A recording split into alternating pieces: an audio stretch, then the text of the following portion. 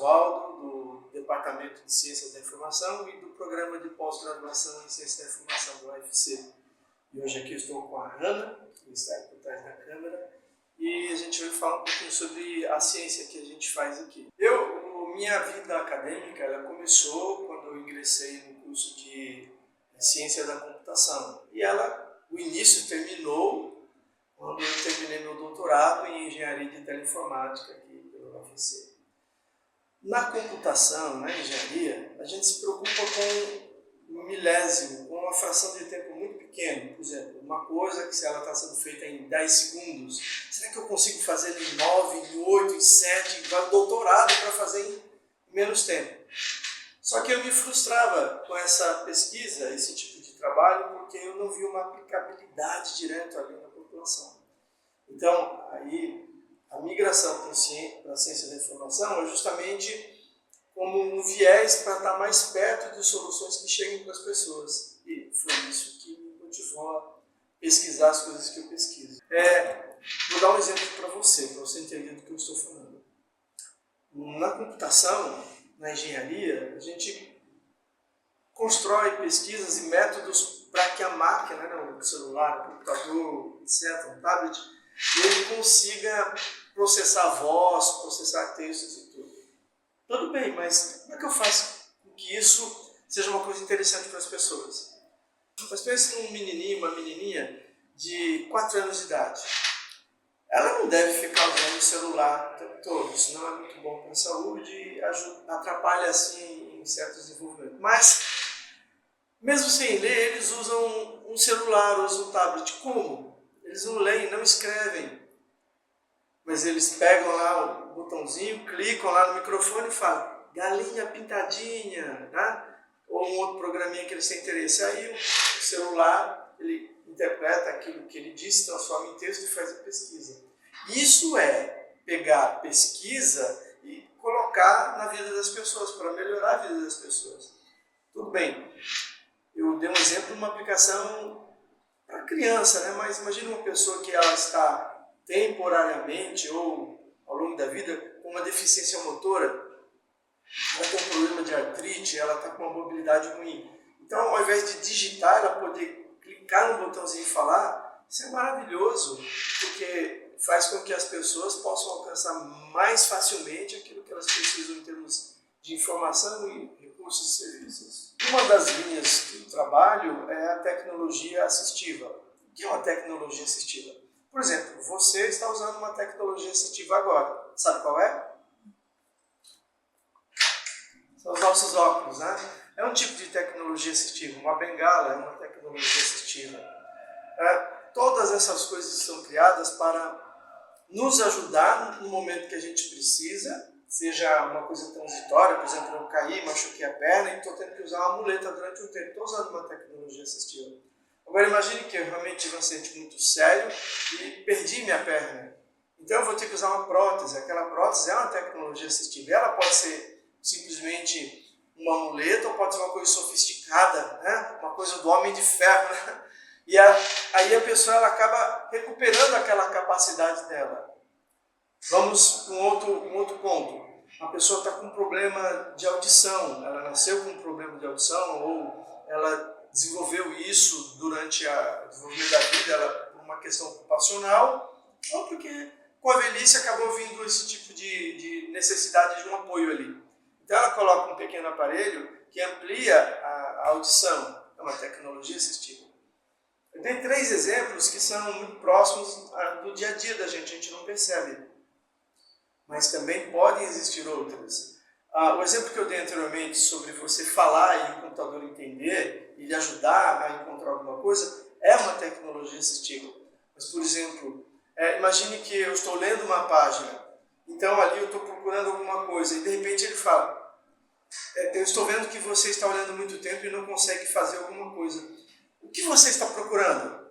Se o computador falar isso comigo, me perguntar o que eu estou procurando, eu puder explicar, falar, olha, eu estou procurando tal coisa, isso ou aquilo, ele me entender e começar a trabalhar, é uma tecnologia assistiva. A tecnologia assistiva, para quem tem algum tipo de deficiência, ela às vezes permite que a vida seja melhor. permite uma realização como ser humano, como cidadão, que a pessoa seja mais feliz por conta daquilo. Para uma pessoa que não tem uma deficiência, a tecnologia assistiva amplia o horizonte daquelas pessoas. Por exemplo, muitas vezes eu, quando estou assim no trânsito, estou dirigindo, o carro está parado, o trânsito está parado, estou no engarrafamento, eu pego meu celular e coloco um audiobook e vou ouvindo aquilo. É uma tecnologia assistiva. São exemplos bem simples de como a tecnologia pode fazer parte da nossa vida e transformar ela para melhor. E aqui no Departamento de Ciência da Informação, no programa de pós-graduação, nós trabalhamos em buscar essas oportunidades de pegar a tecnologia e fazer com que elas sejam produtos do dia a dia. As pessoas que têm sorte envelhecem, né? As que não têm acabam morrendo cedo. E na velhice, uma série de condições surgem. Se a pessoa, durante a vida dela, ela não tomou certos cuidados com o corpo e tudo, mais problemas vêm ou menos vêm, dependendo de como ela se cuida. Por isso você tem que se cuidar. Então, muitas vezes a pessoa não tem acesso a uma tecnologia assistiva porque ela não sabe que existe. E em outros momentos ela tem acesso, ela usa, só que ela nem sabe que existe, ela não sabe que está usando uma tecnologia assistiva.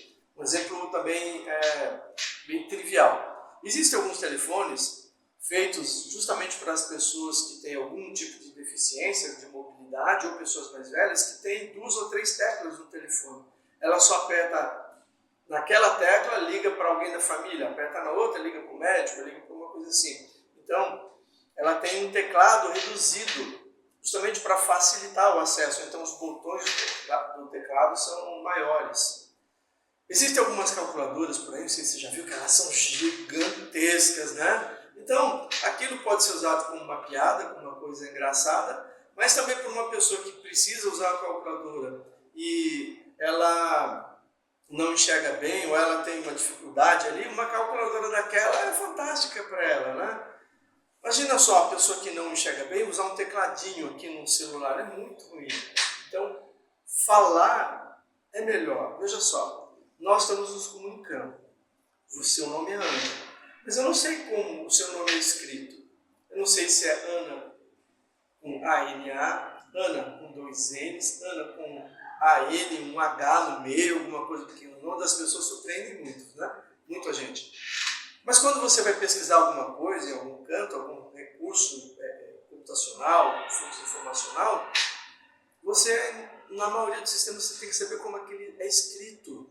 Então, por que eu tenho que saber como se escreve Ana para eu achar aquilo? Eu só quero falar, interagir ou gesticular e ser compreendido. Então, a tecnologia assistiva ela tem que estar nesse sentido voltado para as pessoas, de libertar as pessoas de uma certa, colocar assim, uma certa escravidão das máquinas. Em muitos momentos nós não usamos as máquinas é que nos usam. Quando eu vou usar alguns sistemas, eu tenho que fazer exatamente como ele pede. Eu não consigo fazer num caminho alternativo. E isso é ruim. O ideal era que as máquinas elas se adaptassem o máximo possível a mim. Se eu sou idoso, às minhas necessidades. Se eu sou jovem, às minhas necessidades. Se eu sou uma criança, as minhas necessidades. Às vezes a mesma ideia, ela pode ser transmitida para pessoas diferentes, mudando o contexto. Eu vou dar o mesmo conteúdo, vou transmitir a mesma coisa, a mesma mensagem, mas com vocabulário diferentes ou com meios diferentes. E a tecnologia assistiva é isso, ela não é só amparar a deficiência, mas ela é diminuir dificuldades, ela fazer com que você chegue mais fácil àquilo que você precisa. E, obviamente, você percebe que hoje a gente ouve falar sobre inteligência artificial para tudo quanto é lado, né? Parece que é uma coisa que começou agora, esses dias, semana passada. Mas tudo isso tem um grande potencial de ajudar as pessoas. Agora nós temos que saber utilizar. Mas você usa óculos. Seu óculos é bem leve, tá? Mas você, quando for escolher o seu óculos, esse é o primeiro? Você aprendeu com os anteriores que alguns machucam, fica pesado ou aperta, e você vai selecionando os óculos que vão ficar confortáveis em você, não é isso? Mas, assim, você conhece alguma amiga que não usa óculos? Será que ela se preocupa com o peso do óculos, com o fato de ser mais confortável? Não, você acha que ela se preocupa? Não, por que ela não se preocupa? porque ela não usa óculos. Então, preocupar-se com deficiência ou com você assistir a deficiência ou você ainda assistir às pessoas de maneira que elas ampliem sua capacidade, ela exige disposição. Então, se eu me colocar no local do deficiente visual, auditivo, motor, e pensar em como eu posso tornar a vida deles melhor, então eu posso, criando essa consciência, buscar produtos para isso. Agora, eu acredito que é um número pequeno de pessoas que têm essa consciência que já foi despertada e que procuram trabalhar para isso. Quando eu desenvolvo um produto, uma solução, uma pesquisa que vai ter um fundo, vai ter uma finalidade de ajudar alguém, ele ajuda todo mundo. Por exemplo, o óculos ajuda você e a mim, que necessitamos de óculos para poder, no meu caso, para fazer leitura, né? Mas também óculos de sol, óculos de proteção de trabalho para quem está trabalhando na solda, lá na indústria, para quem está usando um aparelho, né, esmerilhando lá uma coisa, que vai aquelas faíscas de fogo, você já viu? Então, se você não tiver um óculos de proteção, você pode ficar cego com aquilo bater. Então, a criação do óculos, ela acaba beneficiando muita gente. Então, também a tecnologia assistiva, ela beneficia muitas pessoas. O que precisa acontecer políticas públicas de fomento ao desenvolvimento dessas tecnologias. É o governo olhar e falar, eu não estou preocupado só com essa parcela, estou preocupado com todo mundo, vamos colocar recursos para isso. Vamos colocar recursos para formar pensadores, formar gente trabalhando em tecnologia assistiva. Ao fazer isso, você pode um dia chegar na sua casa, as luzes se acendem para você, né? Ou então ele regula a temperatura da casa, ou ele faz alguma coisa diferente, porque sabe que você chegou e sabe das necessidades que você tem. Isso pode até parecer uma coisa de futuro, mas não é, isso é uma coisa de agora. Tecnologia para isso já existe, não tem que inventar uma coisa nova, é só aplicar e usar. Na maior parte do tempo, é uma questão de decisão política, decisão de política pública mesmo, tá certo? Quem está na posição de tomador de decisão, de influenciar a vida das pessoas nas coisas públicas, pensar nesses espaços. Nas minhas aulas, eu sempre digo para os meus alunos, eu estou aqui assim para mentir, eu sou um cara que fala a verdade. Então, por exemplo, eu vou criticar aqui o espaço que eu estou. Para chegar nesse prédio, você tem escada ou você tem um elevador, mas não tem rampa. Provavelmente porque quem projetou esse espaço não tinha nenhum tipo de deficiência, ou talvez não tivesse ninguém próximo da vida dele que tivesse alguma deficiência motora. Porque se tivesse, ele teria pensado em rampa. Aqui no espaço do prédio, no meio, tem lá uma área que não foi ocupada com nada, então tem uma espécie de jardim ali, mas poderia ter rampa. Quando falta eletricidade, como é que a gente faz com os cadeirantes?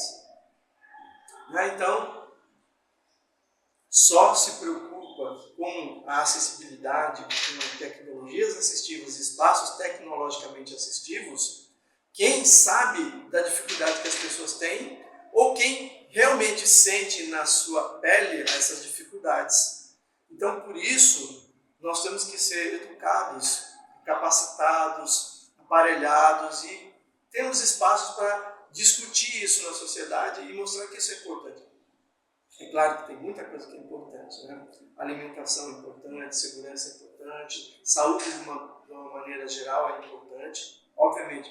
Mas isso também é, a nossa população vai envelhecendo. Hoje ela é mais idosa, de uma maneira geral, proporcionalmente falando, do que era há 30, 40 anos. Então, daqui a 30, 40 anos para frente, a tendência é que a nossa população seja mais velha do que ela é hoje, ou seja, terão mais pessoas idosas do que pessoas jovens.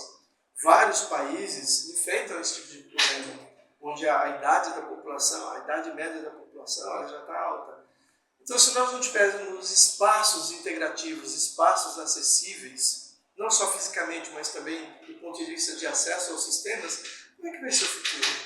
Vai ser um futuro ruim, um futuro onde nós não pensamos na necessidade. Casas que têm escadas, geralmente são muito boas para quem é bem jovem, mas à medida que a idade vem, o peso vem, ou tem um problema, ou então não é um problema, tem uma mulher mulher esperando uma criancinha, né? Tá lá no processo de desenvolvimento de um bebê pra gente, e aí ela tem dificuldade de subir a escada. Então tudo isso tem que ser pensado. Então é uma questão de consciência, como tudo. Amassar um lixo, um papel aqui, jogar no chão, tem consequências. No dia da chuva, vira uma inundação na porta de alguém. Então nós temos que desenvolver a consciência como um todo. Isso é assim, você ouvindo, falando, e a gente vai criando um processo. Então, para finalizar, eu tenho um convite para você. Falando para você agora, tá certo? Se você está indeciso, aí, perdido, não sabe o que vai fazer da vida, vem fazer mestrado aqui com a gente. Vem fazer sua pós-graduação aqui no Departamento de Ciência da Informação, no nosso programa de pós-graduação, onde nós vamos discutir essas questões e outras questões também que são muito importantes. E talvez uma solução que vai impactar milhões de pessoas possa ser nascida e produzida da sua cabeça. Coisas que envolvam o processamento de linguagem natural, que é a máquina entender, nos entender, contextualizar e poder fazer coisas a partir do que a gente pede. Então também coisas mais sensíveis, assim como, por exemplo, eu chego na porta, ela se abre, usando biometria, ela me permite o acesso a alguma coisa. Ou então que as lâmpadas possam ser no futuro mais inteligentes e elas percebam que tem uma criancinha que está andando em direção a um canto que é um perigo e ela dá um aviso para a gente. Eu acho que nós temos de criar coisas que nos ajudem a nos proteger e tornar a vida mais confortável. Então, se você acha isso, se concorda, ou se você quiser saber mais sobre isso, venha nos visitar, venha aqui fazer uma aula experimental, assistir uma aula, sentar numa cadeira com os nossos alunos e ver o que a gente discute.